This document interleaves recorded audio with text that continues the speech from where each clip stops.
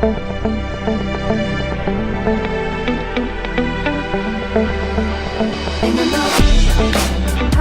guys, welcome to thelifester.com, and today I'm very happy to invite you to this interview I've done with my old friend Sammy Davis, founder of Sammy Davis Vintage on SammyDavisVintage.com, and her mission is to spread vintage love. Sammy, welcome to the Lifester. How are you? Spread the love. Lots of love. I am so well. It's so exciting to be in a call with you. Yeah, spread the love. Yeah, awesome. To be in a call with you from London to New York City. Yeah, nylon. I love it. So Sammy, Yes. I thought it was so appropriate to have you on this call because I know that you're also on a journey of self-love and spreading, more of this message that we need to be our own best friends, etc. And you've also accomplished a lot in your 20s, and you're 20-something yourself. So this is the exact audience that we have here. And I wanted to ask you, how did you, while going through so much in your 20s and getting so much accomplished, did you ever feel like you went through anything that kind of felt like a quarter-life crisis? Ritu, I love this question so much because in reflecting on it before our interview, I thought to myself, yes, I've gone through multiple quarter-life crises. But I beg to differ in the name. I believe that these crises are more like quarter-life changes. And to take it from the perspective of we love ourselves so much that change is good, this is not a negative thing. And crises is kind of like a negative connotation. So yes, but also no, they're quarter-life changes. Okay. I like that. And I'm 27 now, and I've definitely gone through two distinct ones that I'd like to share with the audience here today to prove that the most successful individuals have those really painful moments that shift them into change, that shift them into the greatness that we're all destined to be. The first, I had a really prestigious publishing job at Esquire. It was the job that anyone in journalism would want. And it was a trajectory and a path to do whatever I really desired in the publishing industry. But Ritu, I realized inside I loved myself so much and I respected my talents and my energy and my passion for vintage and making women feel their best that I decided to leave that job to travel the path, the path less traveled, and do it moxie and gusto, and know that whatever obstacles were in my path were opportunities to become stronger, to become wiser, and to become closer to my destiny. Wow, so that was a really tough time for me, but it was a powerful shift. And it was telling me, this is what I want. I want to be the spokesperson for vintage fashion and to be a motivational speaker for the fashion world where what matters most is how we feel about ourselves on the inside. My second quarter life change actually just happened. It just literally, it's happening right now. As I sit here, I am, I'm marinating in it. Nice choice of word. I love that. There's still a lot of pain that I'm going through. I'm marinating. I'm like a steak, and I'm like sizzling and I'm absorbing the juices. Love it. What I decided to do and to take action on was belief that I actually wasn't being the person that I should be behind my brand, in a sense that the content that I was putting out there about vintage fashion needed to be higher level. It needed to be more spiritual based, it needed to be more self-love based, it needed to be more personal, it needed to be more honest, raw, and truthful.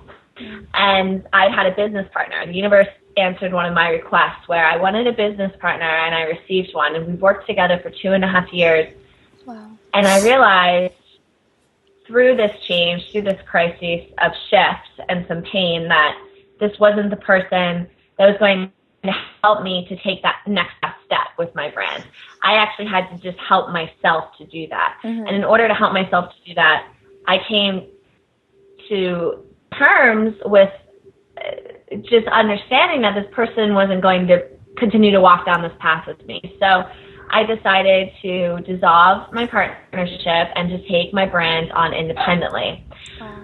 And it was a painful shift because as women, and I know a lot of you out there are women, we sometimes feel guilty. We feel obligated to stick in a situation, to stick in a relationship, to be a certain way to a lover, to a friend, to a colleague, because, well, we don't want to be mean. Mm-hmm. But we're actually hurting ourselves because in staying in that situation, negative energy for us, that's garbage, we're bringing ourselves down for everyone before us that we can serve. And so what I realized is that I was not serving the thousands of people that I could because I was just serving this one person, because I wasn't serving myself. So I decided to serve myself. And I am certain now, after the pain, after working toward it, after seeing the opportunity obstacle, I am certain now that this is the best decision for both of us. That I am not hurting this person. I am not bringing negativity into his life. Mm-hmm. I am equally raising him to a higher platform as much as I'm raising my brand to a higher platform. Mm-hmm. So whenever we have these quarter life crises, mm-hmm. sit and marinate in it and let it take you where you're supposed to, because they happen for a reason. Because when things are feeling good is when we don't really change. It's when things are feeling like, that we make changes. So they're really blessings. Oh, I love it. I love how you put that. It's beautiful. I totally agree on so many levels as well. I've just learned so much just from hearing you too. So thanks for that. Through all of these challenges that you accomplish, I know that you're a marathon runner. You've written a book recently, an ebook. So how do you stay motivated through all these challenging milestones? I love this question so much because motivation is my Achilles heel. And I'm sure that a lot of people can relate, where we're these ambitious millennials and we always want to be getting something done. We always want to be in action. And stillness is actually harder. Stillness is harder for me. And so there's never a day that I'm not motivated. However, my new practice as of the last few months has been to find stillness to help me find focus, so that every day I'm motivated to take small steps and to feel peace that the small steps are leading to greatness. So I try to stay motivated in a peaceful sense through regular exercise, through good sleep, prioritizing sleep, scheduling my days and my weeks in a way that I'm not saying yes to everything. I'm being aware about really how much time do I have, and not feeling I have to say yes to everything. And then most importantly, what has helped me to remember those things, to remember those priorities for myself, to feel peaceful, is meditation. And the regular practice of meditation, whether it's 10 minutes in the morning or taking a deep breath before I move into another action, helps to center me so that I'm more likely to take small steps versus, oh my God, I have to take this giant leap and I have to pitch myself to glamour, and then I have to go and like run 6 miles, and then, oh my gosh, like I need to save money and cook all my food in advance. We're constantly putting pressure on ourselves to do. And it's because there's a lot of media influences, and they're positive and they're negative. And through stillness and peace, we can decide with consciousness what really is best for us. And that's a continuous practice. Okay. I'm not searching for enlightenment. I'm searching for greater lightness. Constantly. Greater lightness. I love how you put that. It's amazing. That actually just totally came to me. So beautiful. But I have a book in the back of my mind, and I did just write a book, and it was wonderful. And I have run marathons, and it was a wonderful experience. And both of those experiences were because every day I gave attention to what I wanted to grow. And stillness helped me to realize what that focus was. But I do have a book that, in a weird way, has come out of those experiences where I would like to write about ambition in a way that encourages people to be ambitious through what really their heart's callings are, versus this ambitious drive that is being influenced by what other people are doing because we're comparing ourselves to them, because we feel like they do that, I should do that. So when I talk about my accomplishments and my ambitions, we're all at the same level. Like, just because I've run 26 miles doesn't mean someone who just runs for fun isn't at the same level. It's just what my heart chose to do because I really love it. Listening to your heart and what it wants, and having it tell you what it loves. I think that's key here, isn't it? And stillness and meditation help with that. And I've had a lot of days where I've struggled to decide what to do next. And that struggle, in a way, is a reminder not to do anything at all. But that's the hardest thing, right? Just pausing and knowing that stillness speaks. However, I do believe that we all have a purpose for being on this planet, and that purpose needs no motivation. Once we start to hear it in our heart, you know, God's inspiration is a whisper to the heart, and we begin to hear it, and all we need to do actually is to push away the garbage to stay focused on that inspiration. And we don't need to be motivated. We have to be motivated rather to stop doing other things, to stop living by other people's rules, stop living by other people's expectations. If you want to go and be a mom of triplets, do it. Or if you want to go and start an orphanage, do it. Again, it's like you could run a mile, you can run a marathon, whatever feels best in the moment. And to know that we, as humans on this planet, as souls and spirits on this planet, we are here to create, and that there's an abundance in that creation, and the universe hears it all. So you might want to do something really, really big and you can't do it today. Don't worry. It's going to happen. It's going to happen. I love the New York sirens going off in the background. So the best Sorry. Did you hear it? Cool. Yeah, I hear it. I kind of miss it, actually, but cool. Thank you. Thanks for that. Thank you. Okay. I think my last question kind of ties into that. It's still there. So you mentioned meditation and you mentioned stillness. What other tools or which other people or books or philosophies do you look at to help you when you need help? Because I think a part of being a strong woman is being in touch with our vulnerability and knowing that we need help and being brave enough to ask for help. So when those times come, who do you go to for help? And what do you use? What are your tools?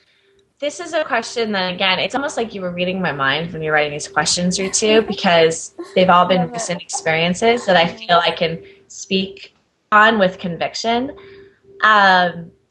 Just that's all I was dating a really wonderful man who said to me once, "Why don't you ask for more help?" And I looked at him like, "Oh, what do you mean? More help? That's all the help I need. I'm doing fine. I'm perfect." I didn't get it.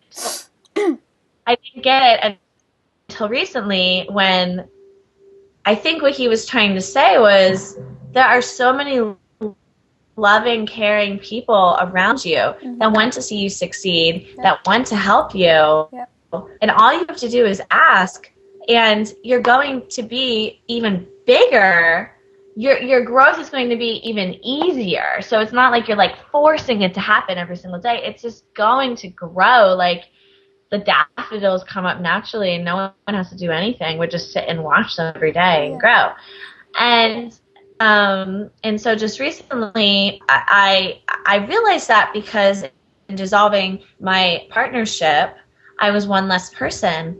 And God spoke to me through my heart's desires and said, you have a lot to teach others, and they have a lot to teach you, because we're all each other's teachers and we're all students of each other. And so I hired interns and I hired a photographer, And I didn't hire them in the way that I'm paying the money. I exchanged resources. So my interns are now going to learn from me. They're going to get free lattes at Starbucks when we meet. They're going to have experience working with vintage stores. They are going to have an unlimited experience of abundance. My photographer is going to gain an ad on my website. She's going to gain prominence through social media. She's going to acquire more work because of her work with me and the time that she's giving me. Of course. So that was a big shift for me, and something for all 20-something women who are not making millions. We are probably all hardly saving, or at least I'm hardly saving. So I don't have the money for the resources, but I will. Yeah. Exactly. But I will, and you will, and everyone watching this will, because right now it's about exchange, and it's the exchange that really is based in abundance, where before I didn't reach out to people because I didn't feel like I had time to even give back to them, or that they had time to give to me. But we all do. And ask and you shall receive. Someone might say no, but you're continuing to ask, and the universe hears that, and then you don't know, someone could email you and say, oh, I'm here to offer you this service. Are you interested? And you're like, I can't believe that, because I just asked 5 people to help me with that, and here you are just pitching me in my email inbox. Right? Yeah. So it's great. Don't be afraid to ask for help. And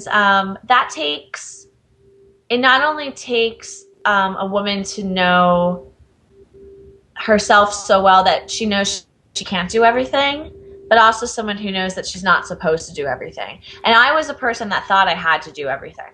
I thought that I was only going to build this brand if it was me. But you know what? It's not. It's the energy that other people are going to bring to it is what's going to make it great, because we're here on this planet to collaborate and to co-create. Oh, that's beautiful. And I know that with that attitude, anyone can attract the resources they need. Yeah. So, Sammy, thank you so much for your time today and giving us such beautiful words and your little bits of wisdom. And honestly, the one thing that I loved about you from the very day I met you is your enthusiasm. It is literally contagious. I remember sitting next to you at a Sheiktopia fashion blogger conference, and I was like, I want to be next to that girl. She's mad cool. So thank you for sharing your coolness and your energy and your enthusiasm. I'm tearing up. Your enthusiasm. We love it and appreciate it, and we want more of it. And Lifester audience, if you want more of Sammy, check out www.sammydavisvintage.com, and on there you'll find her YouTube channel. She's got thousands of videos. You can go get a bit more of Sammy and download her book. And Sammy, I'll let you close out and tell us where to download the book. Excellent. Thank you so much for having me, Ritu, and everyone over at Lifester. So my ebook, 100 Best Vintage Shops Online, is available on my website, sammydavisvintage.com, and you'll see book. Click book, and you'll see all the great information about it. You can download either a free chapter or the full book. It's 100 vintage stores profiled by me and broken down into Etsy, eBay, independent sites, and categories like hats, mid-century vintage, designer vintage, basically everything you would ever want to buy in vintage fashion. So please say hi, and thank you everyone for loving yourself, pursuing your dreams, and spreading vintage love. Love it. Bye, Sammy. Thank you. We love you.